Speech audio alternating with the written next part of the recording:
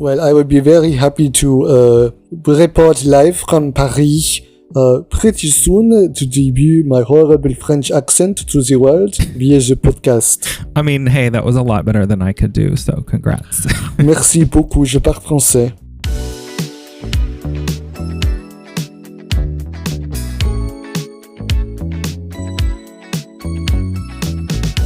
Hello, monsters, and welcome back to the House of Delusion, your go-to Lady Gaga podcast. Our Delulu in chief, Billy, is out today, but Cal and I are here live reacting to the brand new Joker trailer. We'll also briefly touch on Gaga being spotted in Paris, presumably for the Olympic Games. Hello, I'm Billy. I'm the Delulu in chief. No, actually, it's not. It's me. I'm Cal. Hello. That was an amazing Billy impression. Thank you. I tried really hard, and I just sound like an Elvis with a nose cold. Well, they know it wasn't Billy as soon as I started talking, so. Well, no, he could have really just embraced his sexuality. But we love you, Billy. We'll see you in the next episode. Okay, guys, so last week, Grace Randolph revealed that there would be a new Joker trailer coming this week, and she was actually correct. So we are here live reacting to it for you. I normally am really bad at avoiding things, but I'm really excited for this because I avoided social media. I didn't see any screen grabs or anything. So I'm really excited to live react to this with you. Yeah, and I have zero impulse control. Same. So if it wasn't for, you have to do a live recording for a podcast later today, I would have watched it like the instant. I know. And people in the Discord were already talking about it. And I was like, okay, shut out. I need to run away. It's like, yeah, exactly. I'm like, why are we talking on Discord about recording the podcast? Because there's spoilers there. Okay, you guys, are you ready? Well, to you. Aye, Captain. Okay. Here we go. Ooh. Already have goosebumps.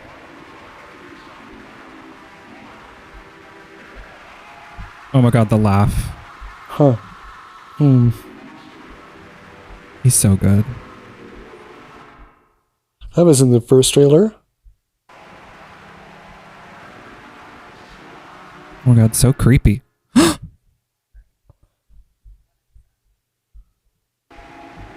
There's a lot from the first trailer in here. I literally have goosebumps all over my body.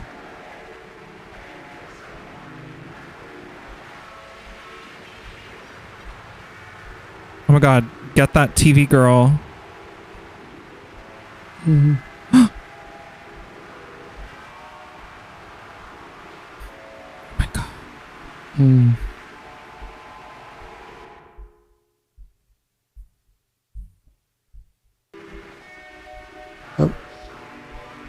Pepe Le Pew.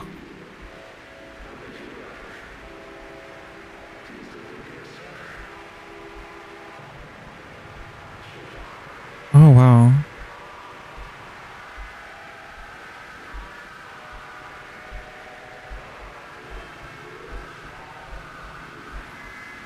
Oh.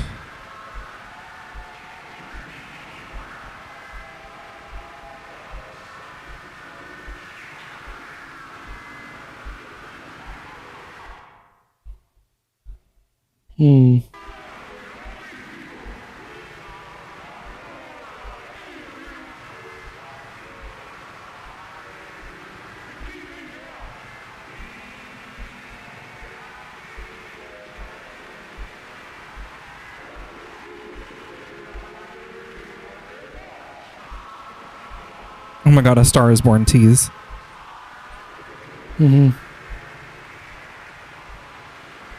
Oh shit.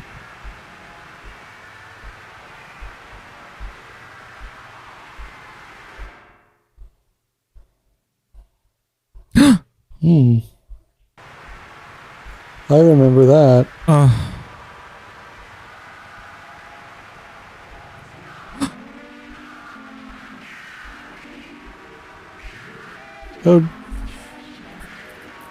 Oh, Judy Garland. Oh my god.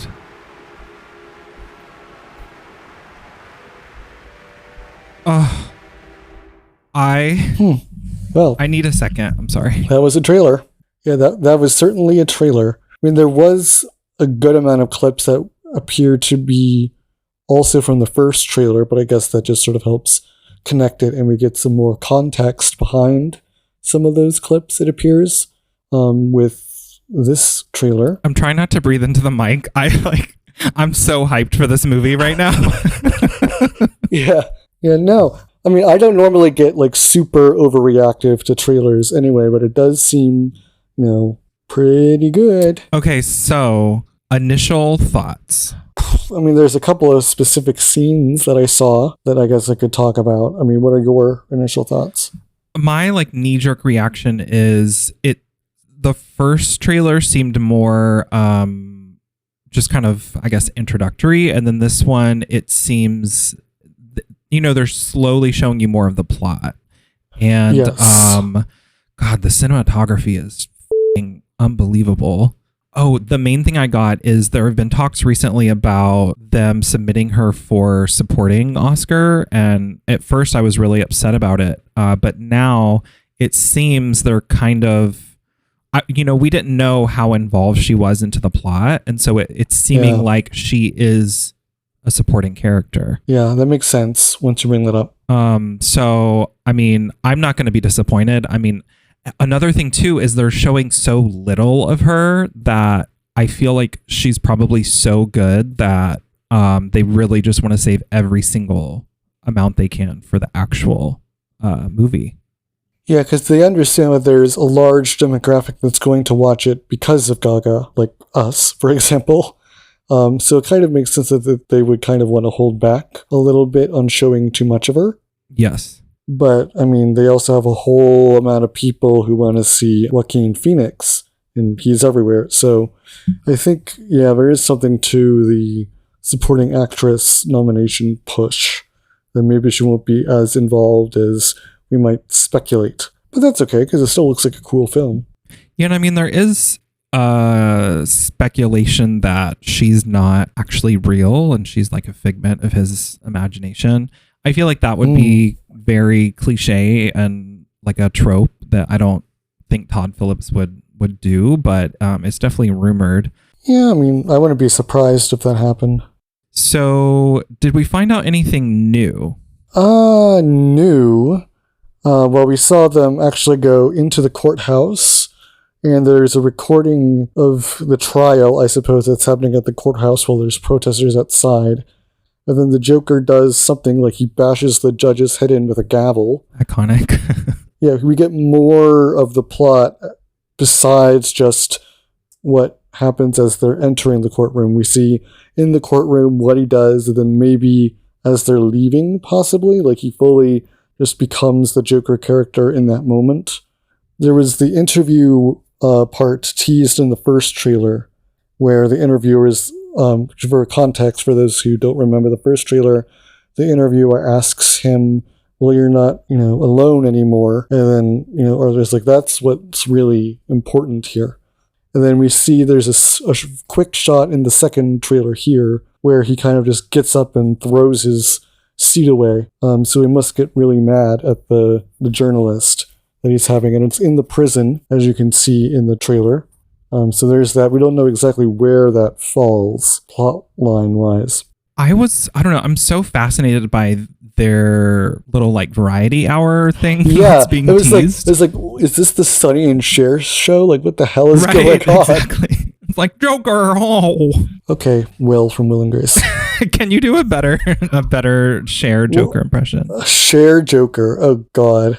I don't know. Is this like Trixie Mattel doing the Swedish Cher kind of deal, where it's just a freaking awful mess that happens? I'm not sure, but she said, I think we should give people what they wanted or something like that. And I'm just like, what is she talking about? Well, I have a hypothesis.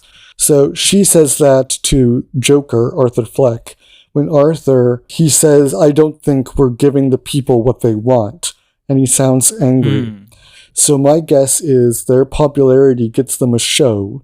They're doing like a normal sort of show. The people want there to be, like Joker level violence and drama. they're not getting it at this stupid little hooky kooky variety show, so he gets mad that they're not responding. Harley comes out, calms him down, and says, let's give them what they want, and then things explode, which we kind of see in the trailer. Mm-hmm. That's my hypothesis for the moment in regards to that section. Well, I think you're correct because to me, it just seemed, there's shots of them in institution.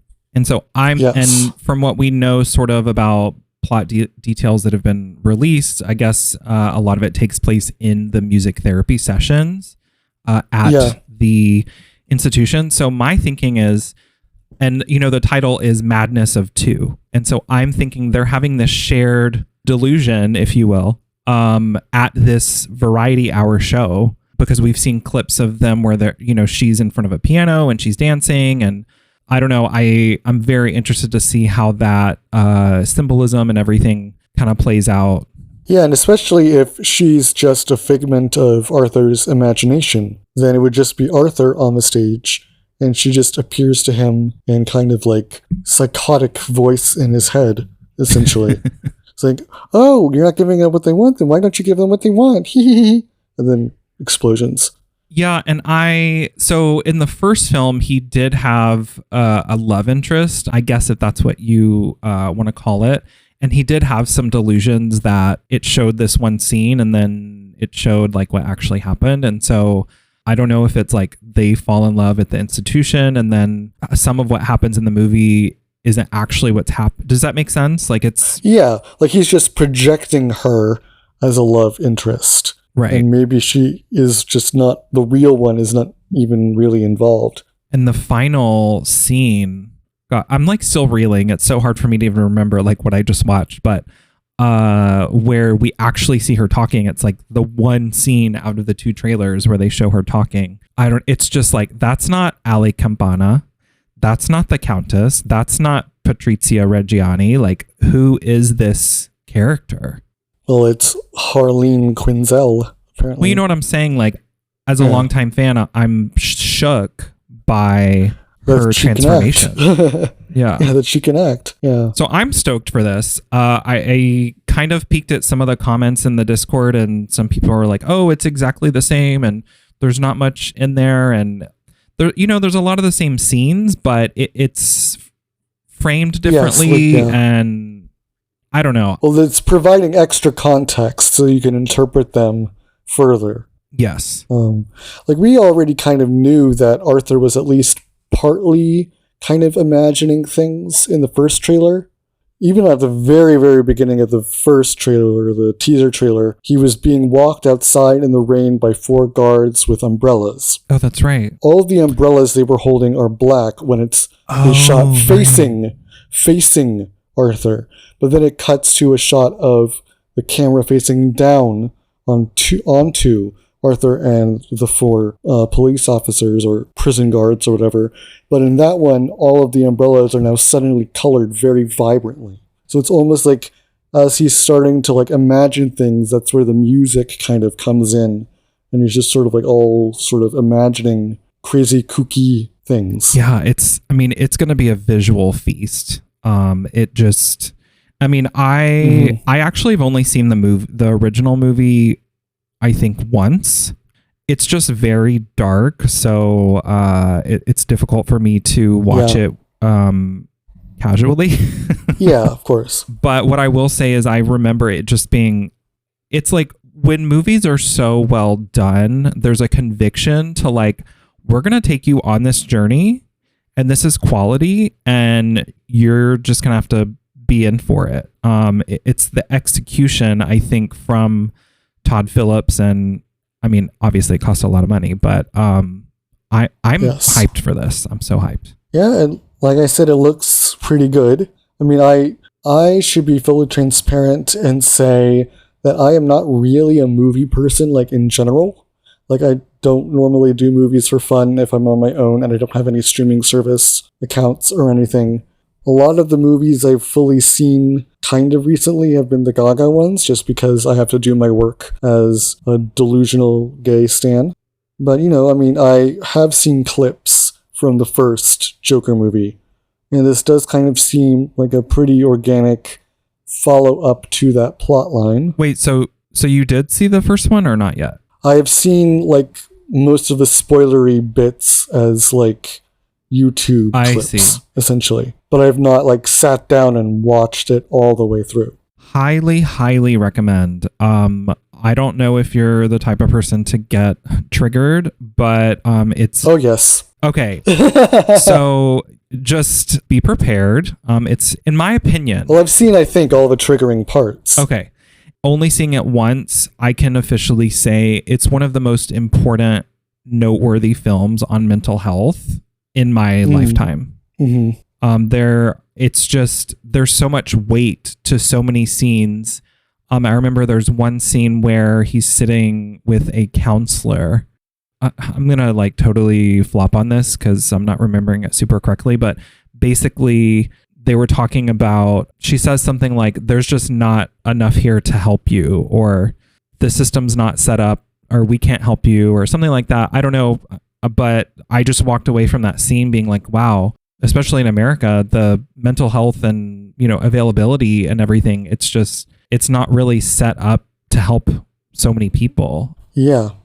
So I don't want to get too much on that, but the last thing I wanted to share in regards to Joker 2 was Deadline actually just recently, I think it was a tweet, spilling a little bit of tea. Oh, it's the Venice Film Festival chief Alberto Barrera, who has seen the film. Right. Yes, I did see this. He says Joker 2 is, quote, one of the most daring, brave, and creative films in recent American cinema. We were astonished. Our mouths were open at the end of the screening. And I'm getting goosebumps again. Yeah, I mean, that does sound like a pretty fun endorsement to kick off the campaign trail for nominations and stuff. Yes. Can't really ask for better than that. No. And I guess Joaquin is notorious for not wanting to do promo or not doing promo. So there's been discussions in our community like, is Gaga going to be promoting it? Like, what does this situation look like? But again, going back to how she's kind of being shown as a supportive role instead of like going for the lead Oscar. Because the only other Gaga film we can really compare like a duo to is A Star Is Born. And with that, there was dual promo. They, even though they were both in relationships at the time, they were feeding this chemistry between them to kind of sell the film. And it looks like this is going to be a completely different situation. Especially if she's doing album stuff theoretically around the same time. Which is a slightly different topic, which I don't know if we have the time to get into, but, that's out there. Yeah, and I mean, it all just kind of happened really quickly. I feel like we all kind of maybe not forgot Joker was coming, but I mean, it's creeping up there, and this is the second to last week of July. Yes. And we have the second trailer now, and then at the end of August is the film festival. So we're going to start getting articles and appearances, hopefully. And I don't know, after not having something for so long, we got the Chromatica Ball film recently, but I'm very excited. Well, I mean, we got the Chromatica Ball film recently in terms of like film stand-up. But in terms of music stand-up, it was way too long ago. Oh, yes, absolutely. That she teased and everything, but yeah. And this also kind of feeds into Joker era. I was talking with some people in the Discord, and I had revisited one of the interviews she did for the film, and it was one where she's talking about closing a chapter of her life, saying goodbye to old stories that she would tell herself, and that the Chromatica Ball film was really the ending of one chapter and the beginning of another. And in that same quote, she talks about having to, or being able to work on things more to, or I can't even remember how she said it specifically, but it's something along the lines of working on things, or I don't have to work on things as separately as people think. Meaning, to me, that's a key for LG7 and Joker. Well, obviously what it means is that she's going to just beam into the Venice Film Festival from the moon. I mean, how else would she get there? I mean, she has to top herself somehow. Volantis, her return. Yeah, Volantis is now retrofitted for space flights.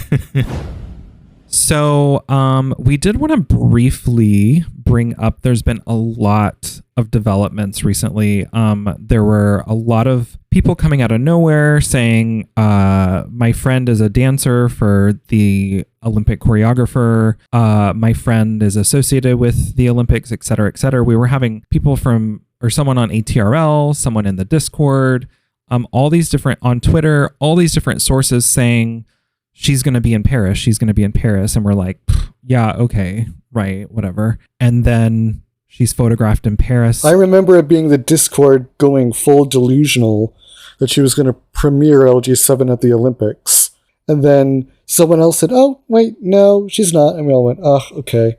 And now she actually is in Paris. Oh, you were out of town this weekend. That's what it was. Oh, okay, yes. I was out of town. I was not on the Discord. You can pelt me with your stones like in the Judas music video. So basically there had been rumblings of her going to the Olympics, as we covered in our last episode. And then someone came into the Discord, I believe it was user Dance in the Dark 6, and spilled that their friend who's associated with the Olympics said they don't know if it's a performance or what, but Gaga is associated with the Olympics. This was on Saturday, I think. And then within a few hours, someone else on Discord, Joker30, I think is their username, started spilling some more stuff. And then on Twitter, left and right, people were spilling.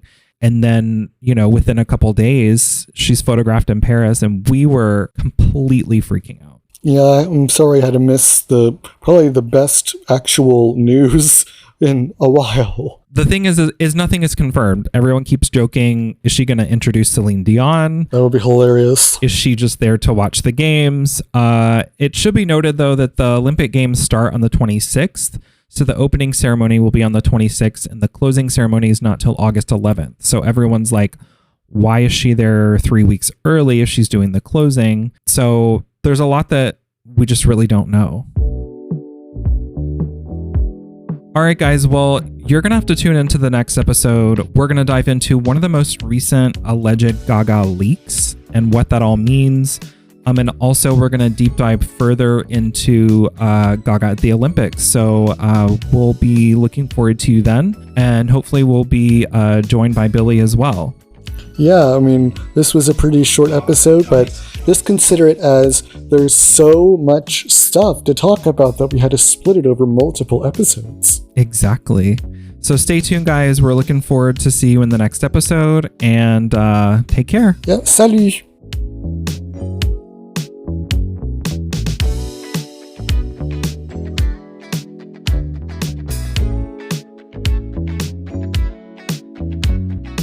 Arthur, ho! Oh my Jesus Christ. You can do anything you want. You're Joker, ho! I put La Mer on my toast in the morning.